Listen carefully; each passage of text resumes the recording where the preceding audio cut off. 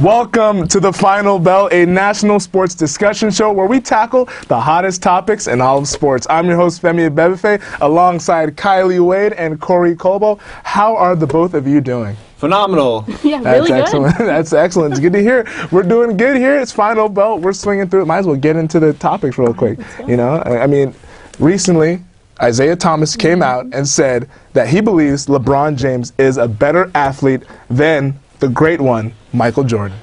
So I want to know, how do you guys react to those comments, and do you believe LeBron is a better athlete than Michael Jordan? Kylie, start us off. Wow, this is such a loaded question. It's never a good idea to compare the best today to the best ever. It's just not. But it is an interesting question you ask. I mean, if you asked me kind of any other take on this, I'd say Michael Jordan, hands down, no question, no competition. But if you're going to go talk strictly athleticism, I think LeBron might edge him out just a little bit. He is quicker, he's more physical, he's more dominant in the post defense, he can drive down the court like MJ never really did. I mean, it's it's tough to say things like this, but yeah, I think he might be a strictly better athlete. First off, since Isaiah Thomas said it, I want to disagree with him. The man cannot draft anything or build a team. But I kind of agree with him. I think Michael Jordan was a better athlete just because the things he did were so out of this world compared to what they are today, I guess. Mm-hmm. The man dunked from the free throw line during the dunk contest. No one did that before that. And I mean, I guess, I don't know, it's hard to compare, like you said, compare through time the athletic abilities of people. And the interesting thing is that I know athletes, we always want to see guys that are multi-sport athletes. I know there's the Deion Sanders, MLB, NFL, also Bo Jackson, an all-star in Major League Baseball and a Pro Bowler in the NFL. I mean, Michael Jordan tried his stint out in baseball. I mean, there's been the rumors that LeBron could have played in the NFL. I mean, he was an all-state wide receiver as a junior, so had he have gone that route, who knows, because he is a freakish athlete, you know, so I mean, he could do any sport, I feel like. Yeah, it's unbelievable. But I mean, like you said, part of it, you got to take these comments with a grain of salt a little bit. That it is coming from Isaiah Thomas. He's not really the most Jordan-friendly guy, because him and Jordan have their beef from Jordan allegedly not wanting him on the Dream Team because of their Bulls-Pistons battles. And so you got to wonder if there was a little bit of a bone to pick. I'm sure. With Isaiah Thomas, there's always a bone to pick. There's nothing he does without some biased reason behind it. Isaiah, we love you. I mean, well, Corey doesn't. I actually do. I do. I love Isaiah. He was a great player. After that, who knows? He's been questionable since then. But moving on to stuff that is still in question are the NBA trades. And I want to know from you guys, who needs to make a trade at the deadline? Corey? So I saw on ESPN.com they have the trade maker. One of the trades that I saw on there was the Thunder trading with the Celtics for Kevin Garnett. And I feel like since we watched the Heat play the Thunder last week, the Heat were just pounding the Thunder inside. I mean, Perkins can't defend the post well enough anymore after his surgery that he's like a reasonable contract for the Thunder to keep. I mean, they'll get lots of money from trading Perkins to the Celtics. The Thunder will trade Perkins, Maynor Lamb and Perry Jones to the Celtics for and a first-round pick for KG, Chris Wilcox, and Jason Collins. I mean, KG and Chris Wilcox will man the post pretty well. KG will probably start. Chris Wilcox will be a good rotational player. I mean, it makes a lot of sense for the Thunder to make it further in the playoffs, because, I mean, if they go against the Heat again in the finals, they're not going to make it very far. No, I think that's a really interesting scenario. Another team I was looking at, a team that maybe could have some potential but struggle a little bit, would be the Brooklyn Nets. And there's been a lot of trade rumors out there about them. They maybe want Josh Smith. They maybe want Paul Pierce. It looks like they're trying to make a blockbuster deal, and I think that's a good move for them. I think they have a lot of talent on that team, but they have struggled. They're streaking at the right time, and adding another piece right now might make a lot of sense. It might enable them to get pretty deep in the postseason. Yeah, I know Garnett's name has been swirling around here over the past month. You know, I mean, like the Clippers have been in talks, like trying to get Garnett, but he also has that no trade clause in his contract. I don't know. One of my favorite things I read earlier today was that Kevin Garnett also said the same thing about getting traded to the Celtics when he was with the Timberwolves. And he still got traded to the Celtics. There you go. That is true. I mean, I know Danny Ainge has been looking to somewhat try and transition for life after Pierce and Garnett. Also, I mean, life after Allen is right now since Allen's no longer on the I saw team. like the Celtics are thinking of trading Paul Pierce to the Nets. Yeah. Like the Nets trying to get us another superstar, I guess. Yeah, and then the Nets, they were in talks this summer, you know, trying to trade for a Dwight Howard. Yeah, and I mean, that right now, who knows? Could that happen at the deadline? Could it happen in the summer? Oh. That leads us to our next question. The Lakers have come out and have said, General Manager Mitch Kupchak said they will not ship Dwight Howard at the trade deadline. So I want to know, is that the best move? With all that we know with Dwight and his waffling ways, is that the best move for the Los Angeles Lakers to keep Dwight Howard? Kylie? You know, I like the idea of maybe trying to get something for him if they could, because he is the unrestricted free agent at the end of the year. But I don't think it's that bad of a move for them to keep him on the team. They're struggling right now. Some consistency could be just a real welcome thing for them. And maybe if they can get that with him, maybe turn it around at the end of the season, get some momentum instead of trying to blow everything up right now. I respect the decision. I would say I would keep Dwight Howard just because I don't think they'll get like a good value out of him just because his contract's up at the end of the year. And I think that long-term wise, it's better to keep Dwight Howard, and I guess Kobe for once can play for 2 more years or something like that. His contract's up after the end of next season. And I mean, I think it makes more sense for them to trade Steve Nash if they don't think they can actually continue to make a playoff run. 'Cause I feel like if you trade him to like the Pacers, who need point guard help, or someone like that, I think they can get decent value for him and decent players out of for return. But I guess the biggest concern in Lakerland is, will Dwight sign that extension in the summer? Because rumor out there has it he is not a fan of Mike D'Antoni, because when he signed on with the Lakers, when in that trade, Mike Brown was the head coach. And since D'Antoni's been there, he doesn't like throwing it into the post. We've seen him with his 7 seconds or less offense. So do you think D'Antoni, who is signed on for 4 more seasons at head coach, do you think that steers Dwight in another path? I feel like the signing of Mike D'Antoni is the gift that keeps on giving for Lakerland. I feel like you stubbed your toe once by signing Mike Brown, and then you stubbed it again by signing D'Antoni. And now, like, I mean, you want Dwight Howard, but he doesn't want D'Antoni. He doesn't like D'Antoni at all. Oh, it gives me a headache to think about the Lakers. It's ridiculous. I completely agree. Would you want to play for the Lakers right now? I mean, he wanted a big market. I mean, he got a big market. He did. I mean, The consequences of having a big market. it is Yeah, true. that's true, that's true. What do you think, I guess real quickly as we go, before we go to the break, what do you think the percentage that Dwight stays in LA at the end of the season? I'd say like 70. I think the big market will be enough draw for him to stay there because he doesn't really have any other big market options because the Knicks don't have the money. The Nets definitely won't have the money. Yeah. The Celtics don't want someone that old and the injury history, and they won't be competing in the playoffs probably. So I mean, like, where else is there for him to go? Yeah, that's true. I mean, there were reasons that he went there, and we Yeah. have to assume some of those are still valid. I mean, palm trees, sunshine, extra $30 million in LA. You know, he gets an extra $30 million if he stays. I mean, Dwight, you got to man up, buddy. You got to stay. Yeah, just open your wallet. Have the money fall in Step there. up and be that man in LA because Kobe is leaving. And Shaq 2.0. I don't think Shaq would like you saying that. No. But with that said, that leads us to our first break. But before we go to break, we want to know from you guys, who is the better athlete, Michael Jordan or LeBron James? We'll be back with the final bell.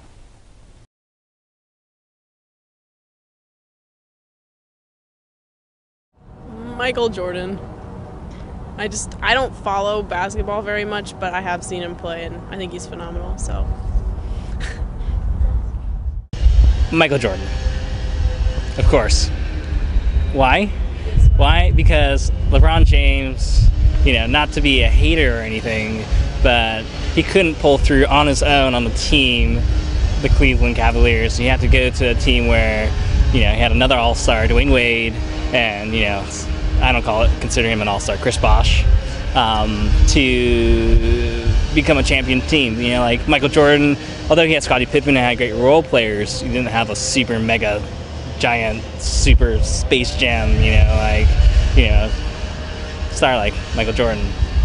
I would say pure raw athleticism, I would take LeBron James. As far as basketball talent, basketball player, I would rather have Michael on my team in his prime. I think he's a better player. But LeBron, better athlete. LeBron, better athlete, yeah. LeBron could probably play a lot of different sports and be successful.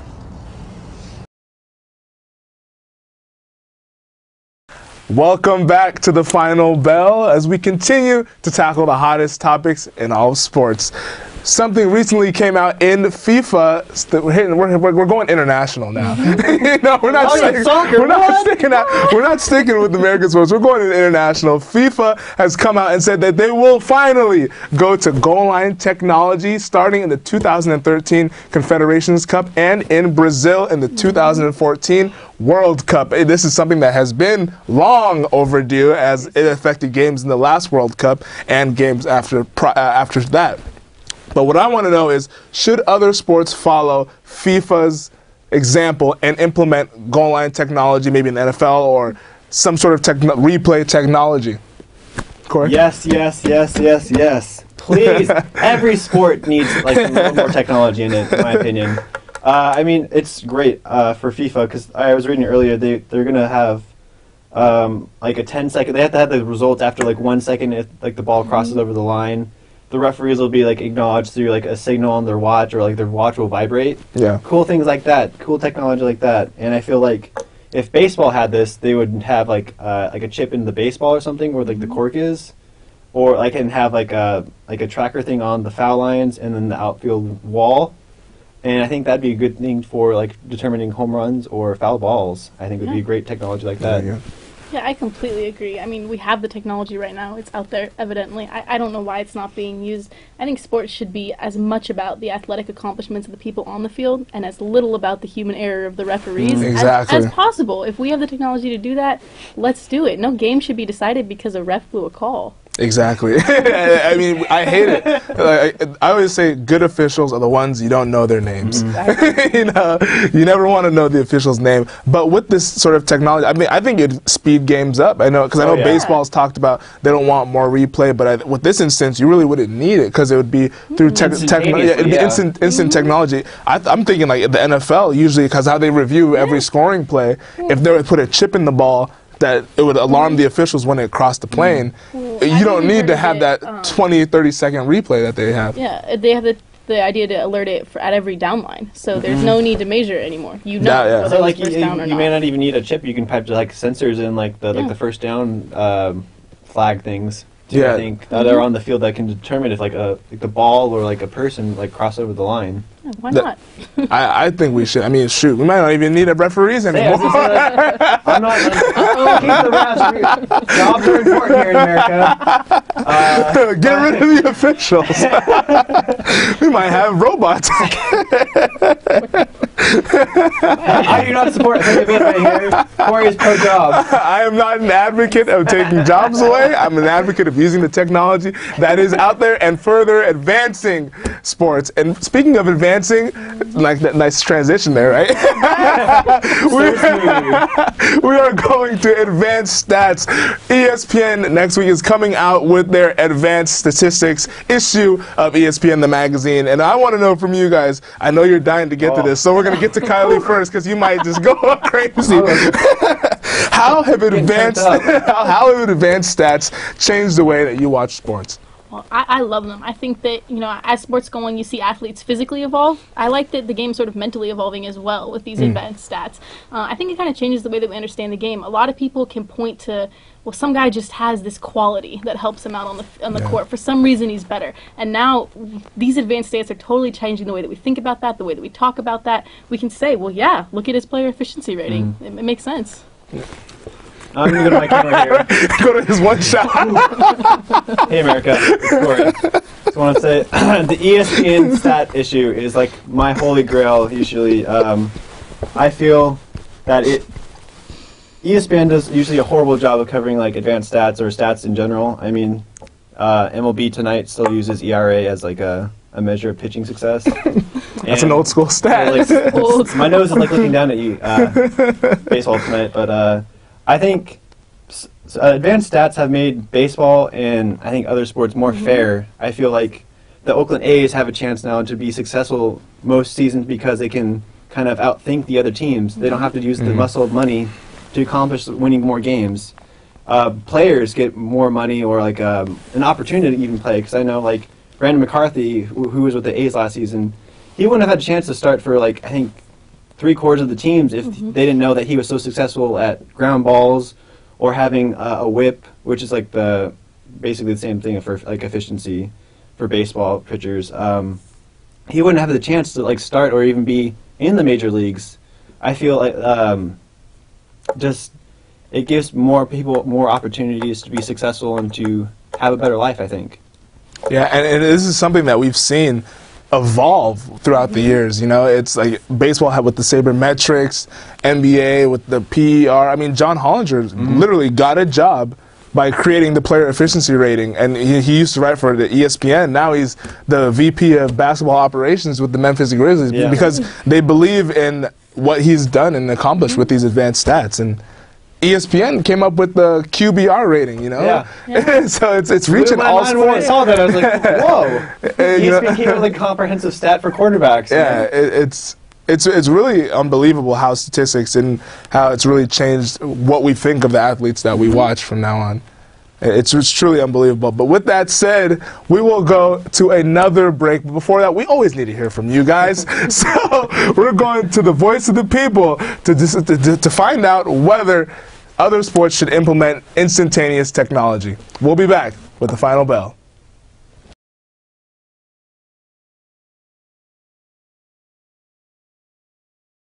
Yeah, I mean, I love watching tennis, so I think that it really helps when it's down to a close call. It makes the line calls all that more accurate, making it fair to both teams, I believe.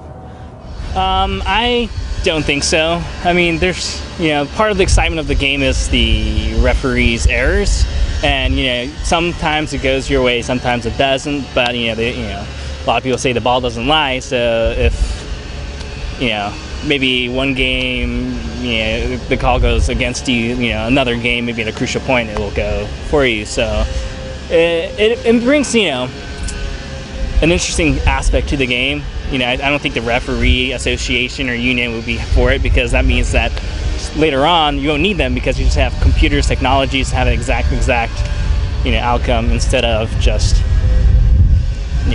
human error. Yeah, as long as it doesn't interfere with the original rules and purpose of the game, I think it's a great idea. Football used replay, and it's been working out really good. So yeah, I think that's a good move,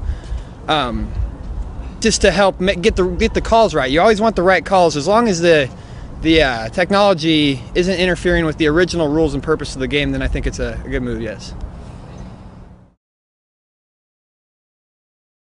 I think that that's okay, because it could hinder his ability to learn if he is in class and people are mobbing him for autographs. So I think that that's okay to do, in my opinion. Wow, what a prima donna, man. Yeah. Oh, I'm such a hotshot football player. I don't have to go to class because I'm going to be overwhelmed. He's missing the college experience, but I can understand his perspective as well. It detracts from the focus, but being Johnny Football, he probably won't be taking the classes. Have some tutor do it for him. So that's what I would do.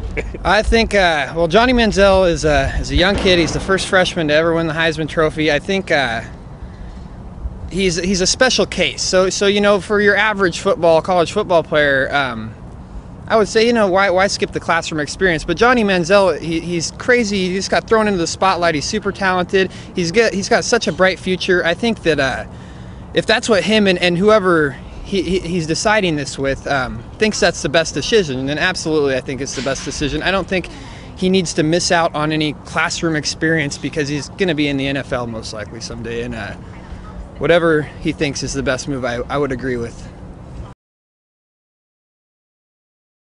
Always good to hear from the voice of the people, as they were very opinionated when it came to Johnny Manziel. I want to know what you guys think about Johnny Manziel not taking classes on campus, and because he may be too big of a rock star and needs security, is taking all online classes this semester. Corey, I can already see you having a good time.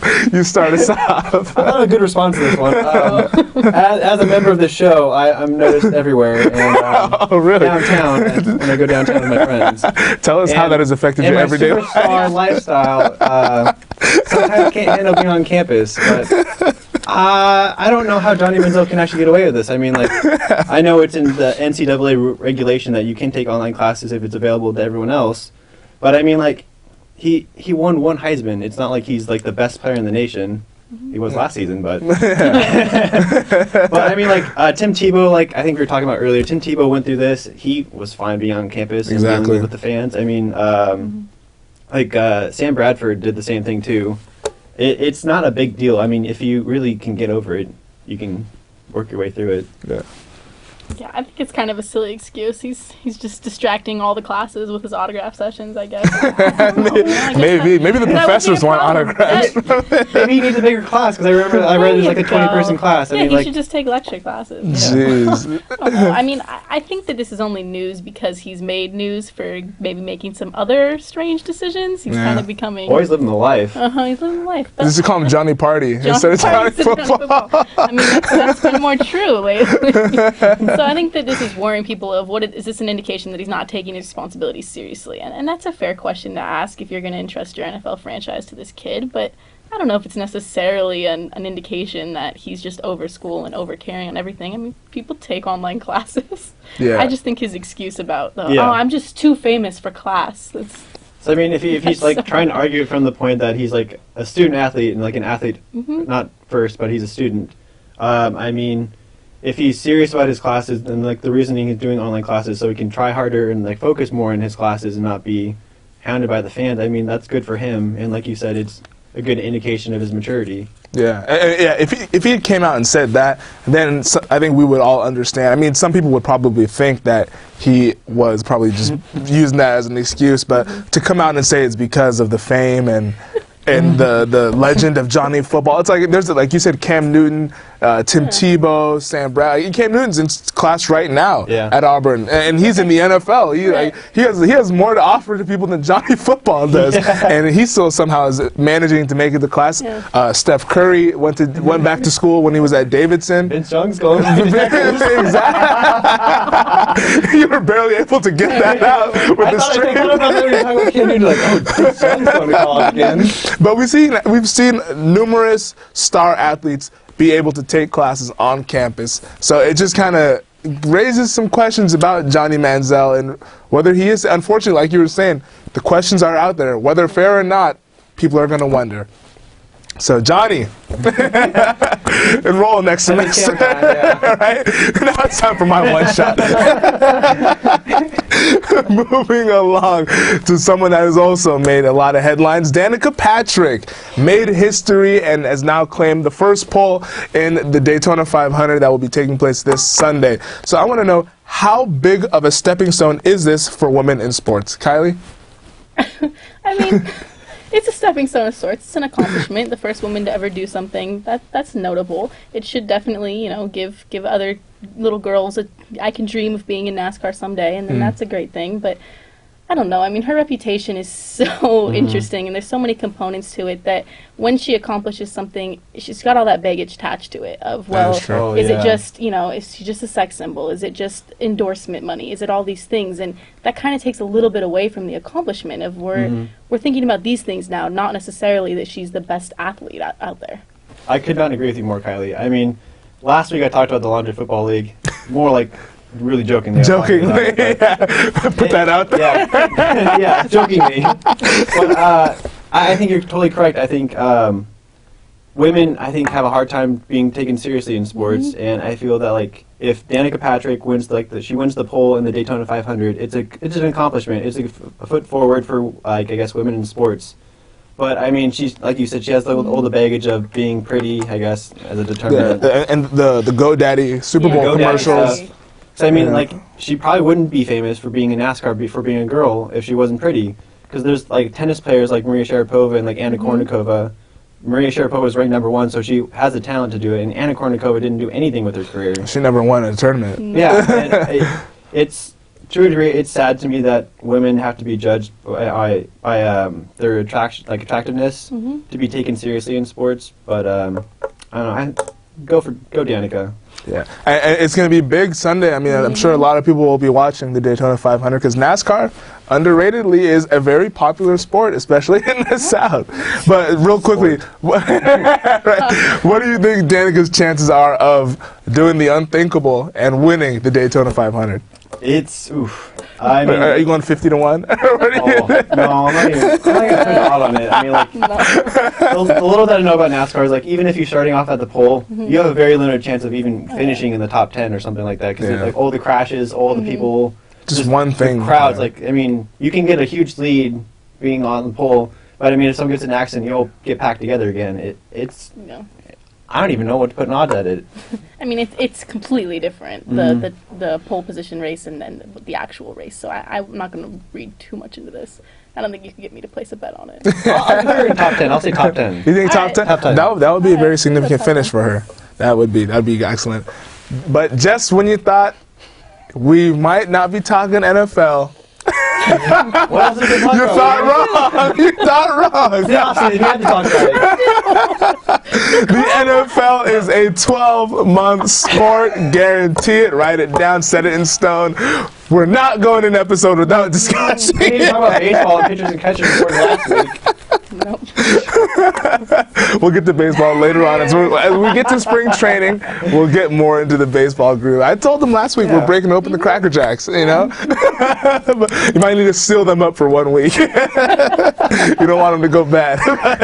The NFL Combine starts this Saturday, and we all get to see all of the NFL prospects, the stars of tomorrow, in the shorts and the t-shirts, get poked and prodded and stretched out and timed in all sorts of ways so we can see how good of an athlete they are. But I want to know from you guys, which drill at the Combine is most important for these prospects to be successful in? Corey? So I went dug a little deeper into this. Next level. Next we like level. it. We like next It's level. called the Cybex test.